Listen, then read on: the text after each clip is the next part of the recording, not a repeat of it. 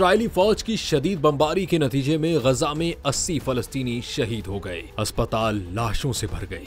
महकमा शहरी दिफा के मुताबिक सिर्फ शुमाली गजा में 59 अफराद जाँ बहक हो गए। तबाही के मनाजिर में जबालिया के इलाके में मलबे का ढेर, बिखरे हुए घर और जख्मी बच्चों को देखा गया जो अपने खानदान के अफराद और सामान की तलाश में भटक रहे थे। एक खातून 9 माह के बच्चे की लाश के पास रो रही थीं और सवाल कर रही थीं इसने क्या कसूर किया था।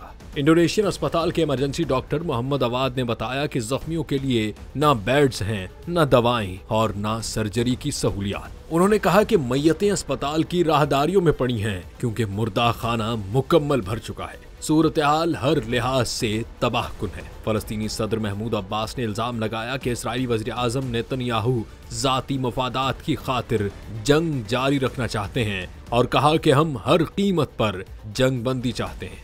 दूसरी जानिब अक़वाम मुत्तहिदा के सेक्रेटरी जनरल अंतोनियो गुतेरेस ने फौरी जंग बंदी, तमाम कैदियों की रिहाई और इमदादी रसाई का मुतालबा किया है।